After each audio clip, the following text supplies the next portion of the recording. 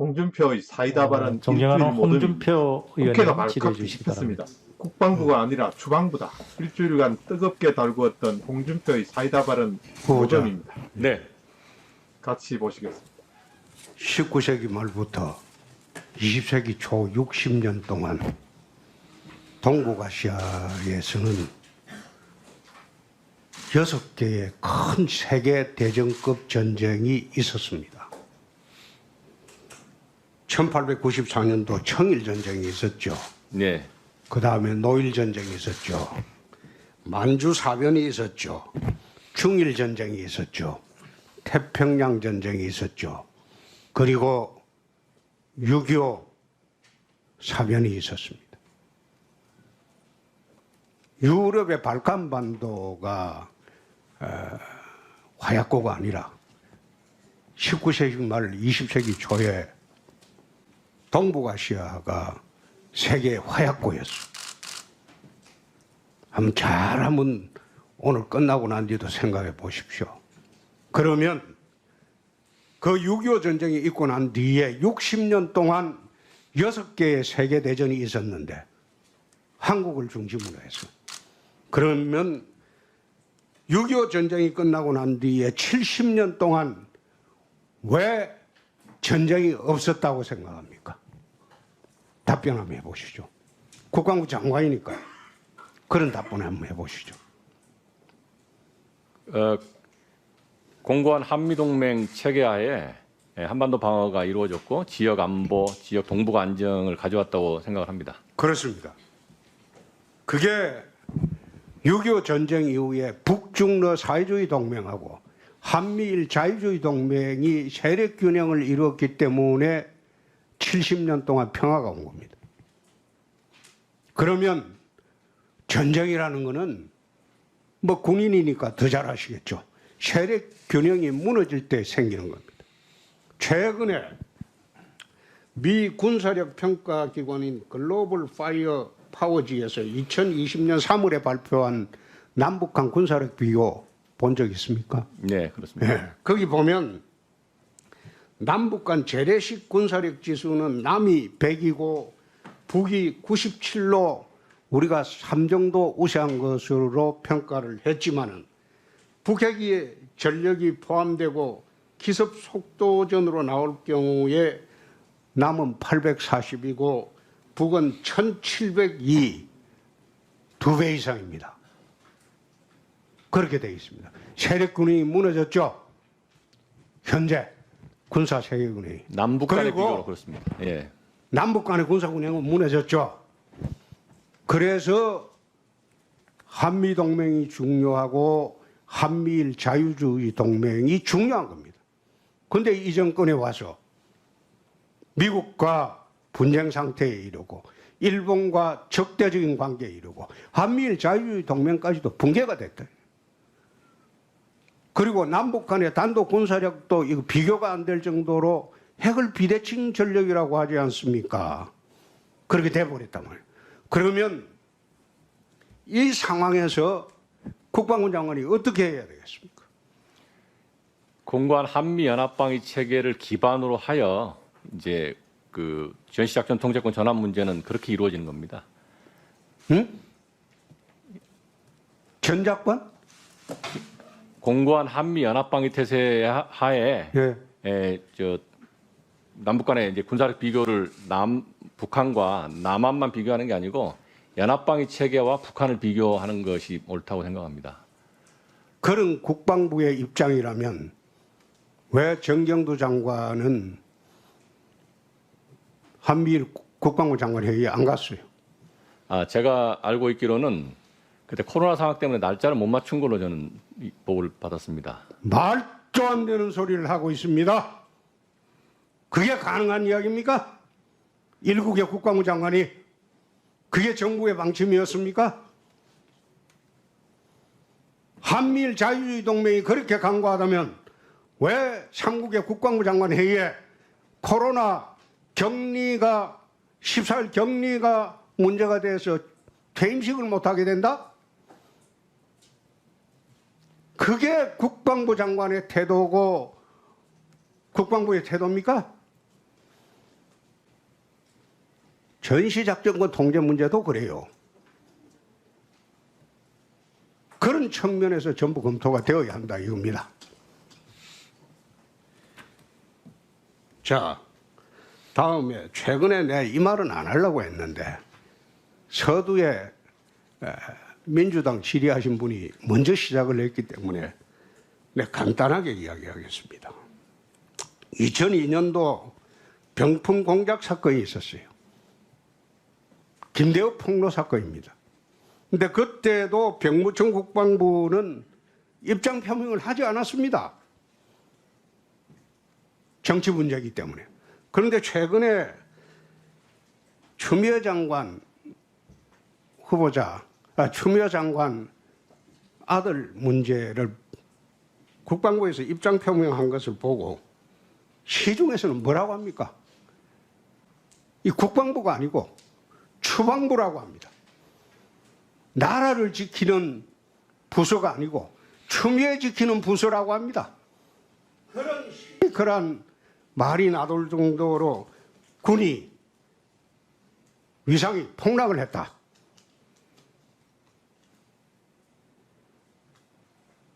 자유당 때 어느 국방부 장관이 이승만 대통령의 명이 떨어지면 점심은 평양, 저녁은 원산 그렇게 해놓고 6.25가 터지니까 사흘 만에 도망갔어요. 그때 국방부라고 했습니다. 뻥만 치는 국방부라고. 어떻게 군인들이 이렇게 할 수 있느냐 이 말이에요. 왜 정치 쟁점의 중심에 들어오느냐 이 말이에요.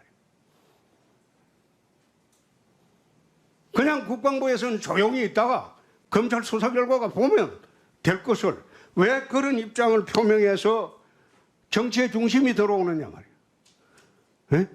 그리고 지금 장관 후보자는 이 사건의 당사자 육군 총장을 냈잖아요. 그러니까 가만있어. 나도 1분 더 줘야지. 딴 사람 예, 다 쓰셨는데 아까 다 제대로 된 시간을 두고 정리하시면 돼요. 일본 예. 초과됐어. 예, 왜냐면 그러니까 정리를 좀 해주세요. 내가 정리를 하겠습니다. 네, 1분만. 네. 정치는 지나가는 바람에 불과해요. 나라를 지키는 것은 군입니다. 정치는 지나가는 바람이에요. 근데 그 바람에 휩쓸리게 군이 흔들린다면 도대체 군이 대한민국 국군이라고 할 수 있습니까? 지금 후보자는 그 사건의 당사자입니다. 그 당시에 있었던 사건의 국군 참모총장 했으면 그 사건 내용 잘 알 거예요. 그래도 입장 표명을 말았어야 돼요. 수사 중이니까. 어떻게 군이 이런 짓을 하고도 대한민국 국군이라고 할 수 있습니까? 부끄러움을 느끼게 됩니다. 제복에 대한 존경은 그런 데서 나오는 겁니다. 명심하십시오. 네, 잘 알겠습니다. 짤막짤막하게 좀 답변해 주십시오. 네, 알겠습니다. 하태경 황교안 의원님 질의에 하는 답변을 들어보니까 좀 옹색하다. 그런 느낌을 받습니다. 그러니까 짤막짤막하게 답변을 해 주시기 바랍니다. 오전에 제가 질의를 할 때 지난 70년간 한반도의 평화가 지속된 가장 큰 원인은 북중러 사회주의 동맹과 한미일 자유주의 동맹의 세력 균형에 있었다. 그건 후보자님도 예. 동의하셨죠? 예. 그러면 지금 북이 북핵을 보유한 상황이 돼가지고 이 군사적 균형이 깨졌습니다. 그러면 우리가 해야 될 것은 한미일 자유주의 동맹을 더욱 강화해야 되겠죠? 그죠? 그렇습니다. 예. 그러면 첫 번째로 지소미아를 계속 해야 되겠죠? 현재 저희 판단은 그렇습니다. 예. 두 번째, 한미연합훈련을 더욱 강화해야 되겠죠? 예. 예. 세 번째, 전시작전권 문제는 이 모든 것을 고려해서 추진을 해야 되겠죠?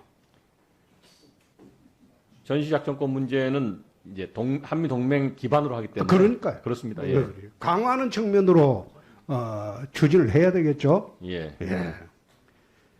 3년 전에 야당 대표를 할 때 전술핵 재배치 문제로 워싱턴을 간 일이 있습니다.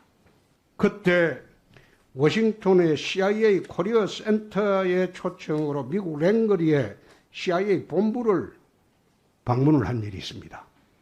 근데 CIA 본부 코리아 센터에서 북핵 브리핑을 2시간 정도 야당 대표한테 한 일이 있습니다. 내 언론에 공개한 일이 없습니다.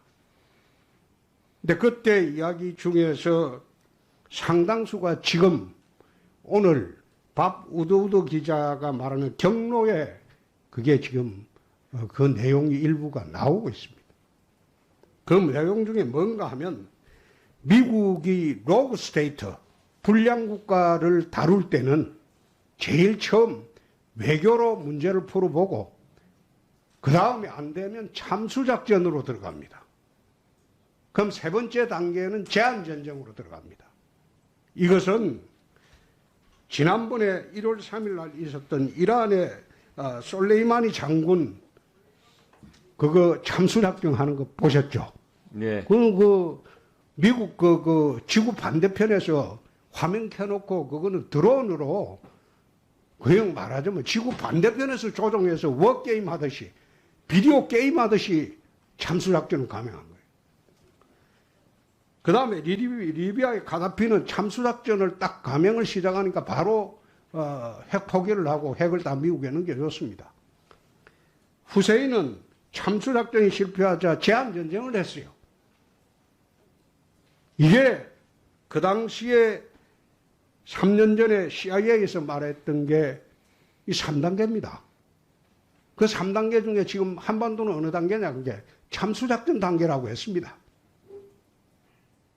그 3년 전 10월에. 그래서 내가 오늘 왜 이 이야기를 하는가 하면 밥 우드우드 기자가 경로라는 책에 트럼프의 대북 정책을 설명하면서 이 문제가 나왔기 때문이에요. 그래서 최근에 북의 김정은이가 공식적인 활동에 잘 나오질 않습니다. 아마 이란의 솔레이마니 장군 피살 사건 이후에는 더욱더 그러합니다. 그러면 우리가 취해야 될 것은 북핵 보유가 현실화돼서 군사적 균형이 깨진 이 마당에 가장 중요한 것은 핵균형입니다. 전술핵 재배치입니다. 3년 전에는 미국에서 그게 움직임이 없다가 지금 미국 조야에서 본격적으로 한반도와 일본의 핵 재배치 문제가, 나토식 핵 재배치 문제가 본격적으로 거론되고 있습니다. 국방부 장관이 되시거든 이 문재인 정권의 생각과는 달리 대한민국의 국방을 지키는 장관으로서 북핵 대비를 어떻게 해야 될 것인지 다시 한번 이것은 정치의 문제가 아니고 생존의 문제입니다. 다시 한번 국방부 장관답게 5천만 국민의 생명과 재산을 지키는 그런 장관이 되어주십시오. 전자권 문제를 쭉 이야기를 해왔는데 전자권 문제를 협의를 하면서 지금 남북 군사균형이 현저하게 지금 무너졌기 때문에 나토식 핵 공유를 협의할 생각은 없습니까?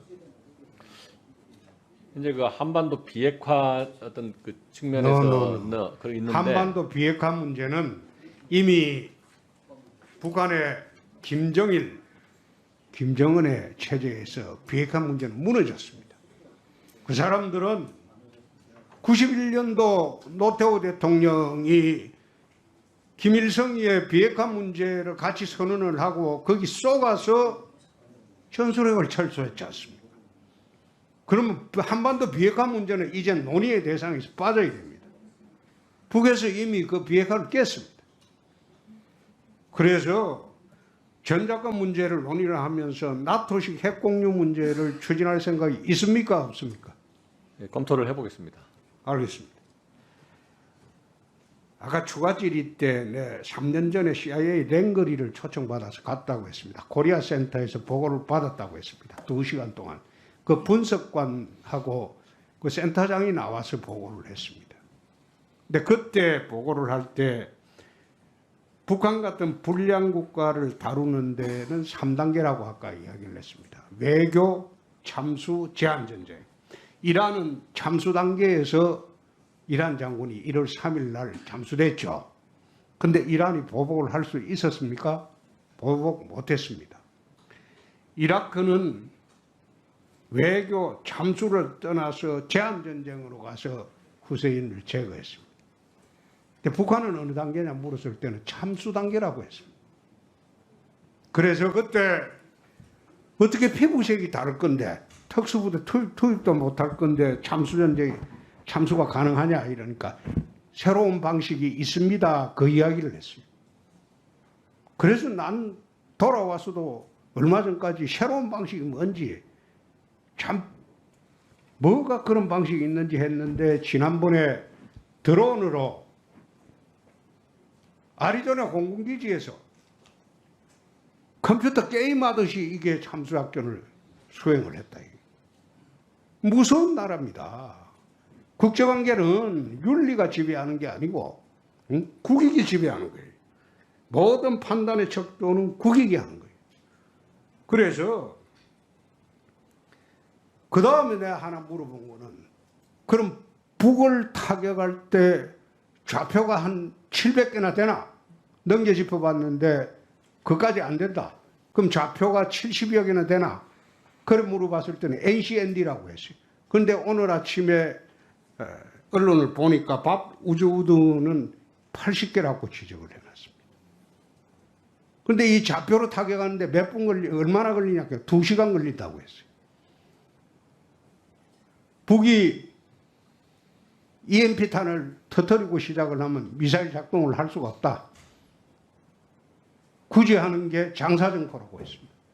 그래서 장사정포로 그럼 발포를 하게 되면 우리 대한민국의 피해는 어떻게 되냐? 수만 명이 죽는다고 했어요.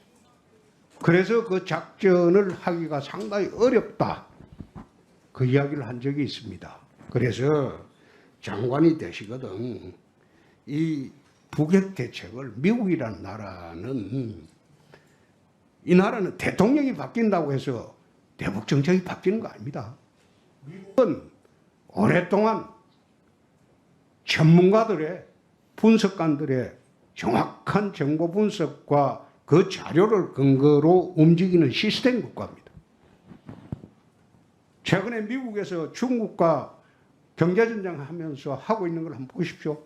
지금 원칙이 있습니까? 원칙이 없지 않습니까? 미국의 이익입니다.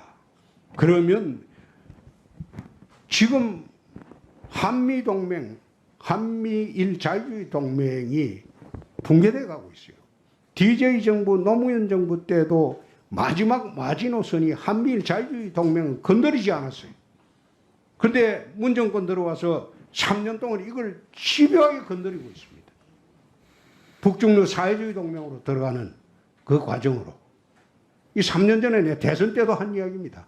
그러니까 장관 되시거든 5천만 국민의 생명과 재산을 책임진 게 국방장관. 잘하십시오. 네.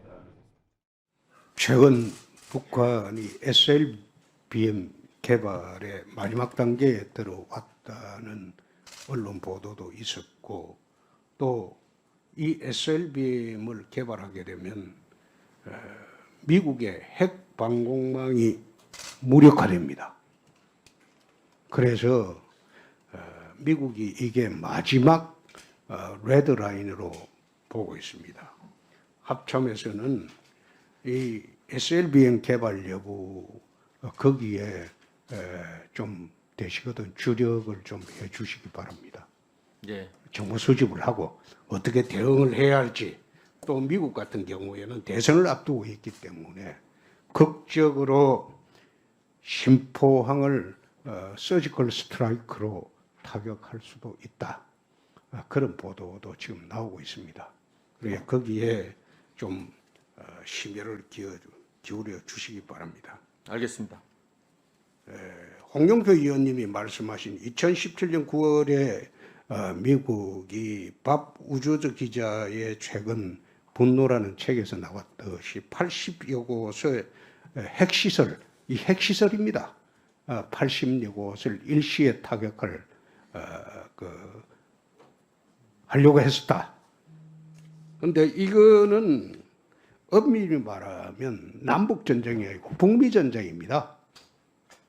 그런데 전시작전 통제권하고 자꾸 연관을 지으시는데 전시작전 통제권이라는 게 우리 남북 전쟁에 대비해서 전시작전 통제권이지 북한과 미국이 직접 전쟁을 해버리면 우리는 의견 제시에 불과하지 그것을 우리가 제어할 수단은 없죠. 그렇지 않습니까?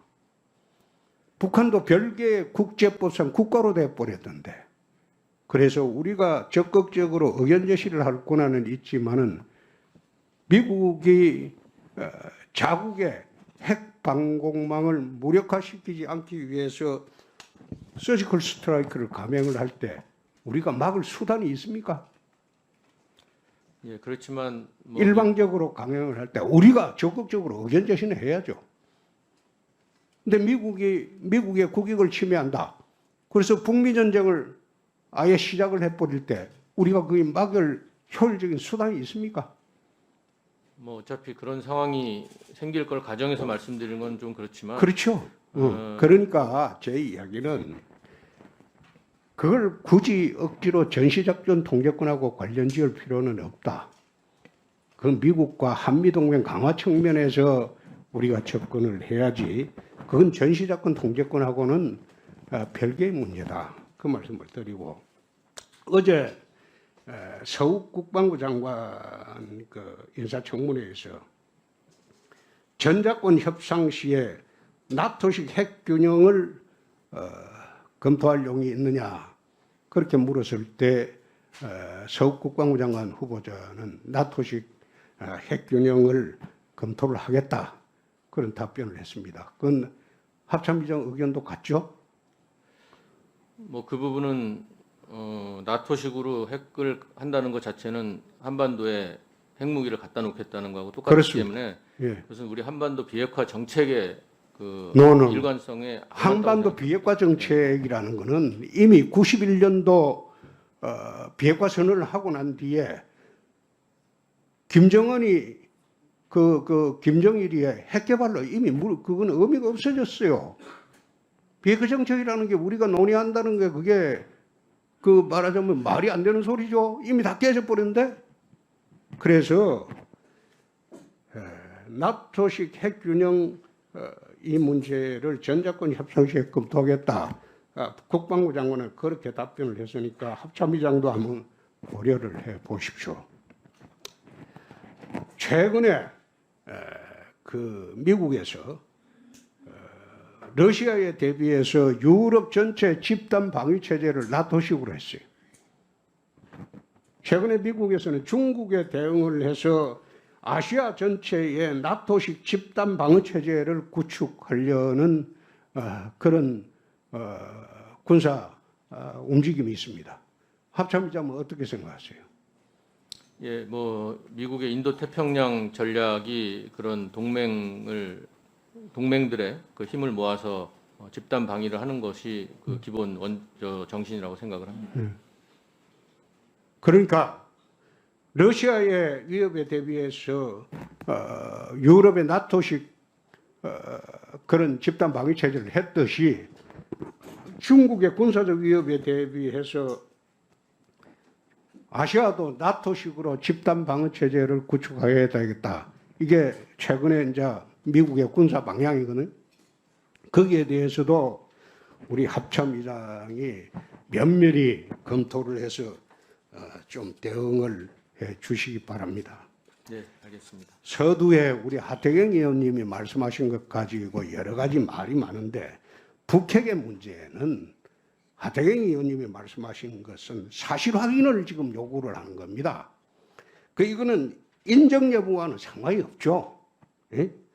그러니까 지금 논의를 하고 있는 게 자인과 전례를 혼동을 하고 지금 정부나 그래서 경기를 일으키는 거예요. 예? 존재와 당위 문제를 혼동을 하고 그 북핵이 있다. 이건 객관적인 팩트야. 그런데 인정할 것이냐? 절대 인정할 수 없다. 허용할 수 없다. 이것도 우리의 정책의 그 포인트입니다. 그런데 북핵이 얼마나 있느냐? 어떤 개발 과정에 있느냐? 이걸 전혀 언급조차도 안 하려고 하는 거는 그 언급하는 거는 팩트 확인에 불과합니다. 근데 그 팩트 확인을 하면 마치 북핵이 인정되는 것을 전제로 하는 것처럼 이야기하는 거. 그거는 다시 말하면 자인과 존례를 혼동하는 거고 존재와 당위 문제를 지금 혼동하는 거예요. 그래서 합참의장이 되시거든. 이러한 북핵의 엄중한 상황을 잘 인지하시고 적극적으로 네, 그렇게 하겠습니다. 우리는 북한 주민들이 표류를 해서 넘어오구나. 그러면 우선 기순 여사를 확인을 하고 기순을 하려고 하면 기순 절차를 취하고 그렇지 않으면 판문점을 통해서 다 송환을 해왔죠. 그렇습니다. 그렇죠. 네. 근데 이번 사건은 참 잔인하다 이런 생각이 드는 게 문제의 소재는 이게 이제 자세하게 이제 경과 조사를 해보면 정확하게 이제 어떤 경위로 이런 일이 일어났는가 나오겠죠. 나오겠지만은 당장 지금 좀 의아스러운 거는